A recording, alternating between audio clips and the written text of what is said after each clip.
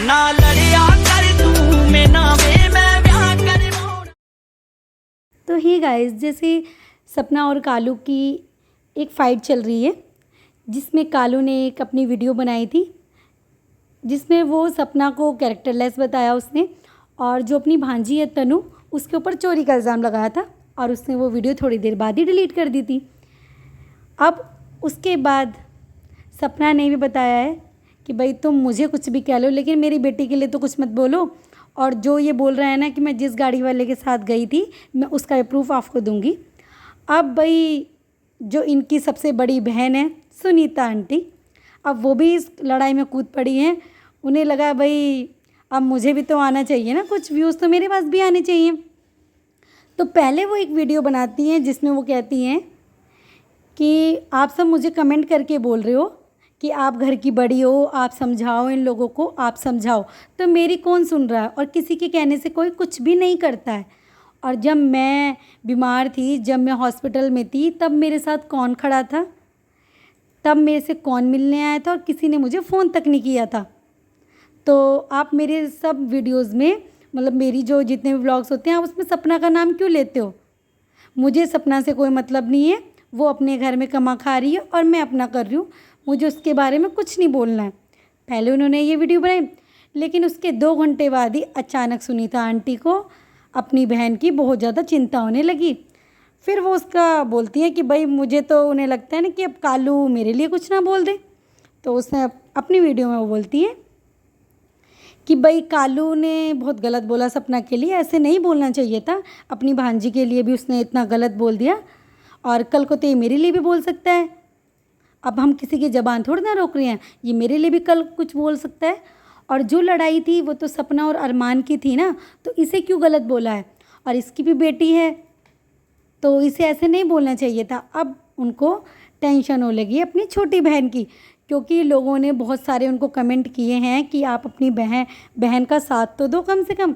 आपका एक भाई अपनी बहन के ऊपर ऐसी ऐसी वीडियोस बना रहा है, और जहाँ वो अपनी भांजी के ऊपर भी इल्ज़ाम लगा रहा है उस बच्ची के लिए। अब वो बच्ची स्कूल जाएगी तो उसको भी तो उसके क्लासमेट या उसके जितने भी फ्रेंड्स होंगे वो सब यही पूछेंगे ना कि तूने अपने मामा के घर पे चोरी की थी क्या, तेरे मामा तो वीडियोस में बोल रहे थे।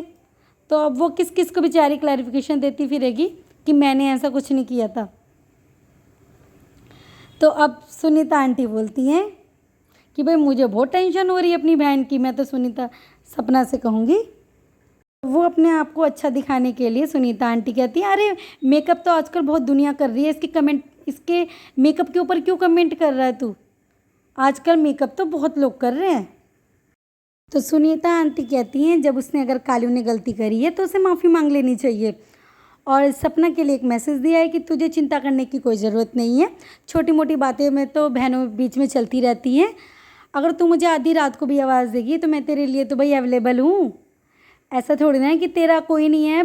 और अपनी बेटी के ऊपर ध्यान दे, अब तुझे फालतू की टेंशन लेने की कोई ज़रूरत नहीं है, और मैं तेरे लिए हूँ। लड़ाई तो छोटी मोटी हुई थी, लेकिन बहनों का रिश्ता कोई ना ख़त्म हो गया है। वो कहती है मुझे तो इतनी ज़्यादा टेंशन हो चुकी है कि अगर मुझे मौका मिला तो मैं 1-2 दिन में तेरे घर आऊँगी, और नहीं तो मैं कल ही तेरे घर पहुँच जाऊँगी। मुझे तो बहुत ज़्यादा टेंशन हो गई कि तेरे लिए ऐसा कैसे बोल सकता है। उन्हें लग रहा है ना कि अब मैं भी कहीं लपेटे में ना आ जाऊँ।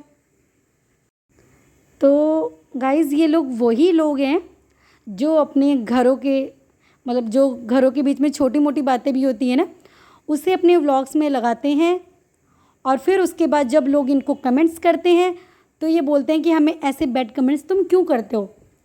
ये वही लोग हैं जो अपनी फ्रस्ट्रेशन के लिए व्लॉग्स बनाते हैं और अपने उन्हें अपलोड कर देते हैं, और थोड़ी देर बाद ही उसको डिलीट कर देते हैं।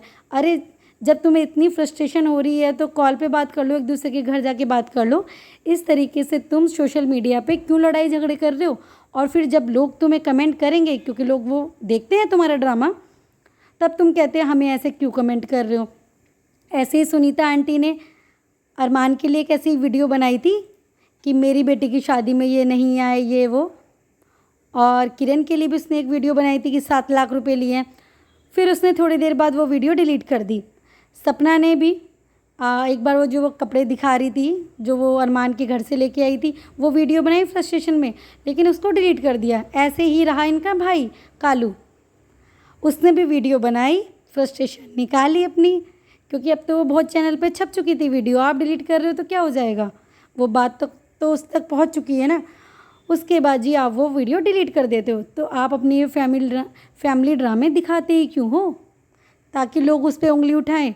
आपको कोई दिक्कत परेशानी है, ऐसा तो नहीं है कि वो कहीं आपसे बात ही नहीं करते, आपका नंबर ब्लॉक करके या खुद ब्लॉक होके कहीं बैठ चुके हैं, वो तो है ना। तो सोशल मीडिया पे क्यों दिखाते हो फालतू के नाटक, और फिर तुम कहते हो कि हमें बैड कमेंट्स करते हैं, तो लोग तो करेंगे ही। बट कालू ने जो हरकत की है वो बहुत गलत की है। अपनी बहन और भांजी के लिए उसे ऐसा बिल्कुल भी नहीं बोलना चाहिए था। अगर उसको कोई दिक्कत थी तो वो उससे बात करता, लेकिन सोशल मीडिया पे आके इस तरह की उसे बकवास बिल्कुल भी नहीं करनी चाहिए थी कि वो अपनी बहन के कैरेक्टर पे यहाँ पे वीडियोस बनाए, अपनी भांजी को पे चोरी का इल्ज़ाम लगाए। ये बहुत गलत है। इस तरीके से किसी भी लेडी के लिए आप नहीं बोल सकते।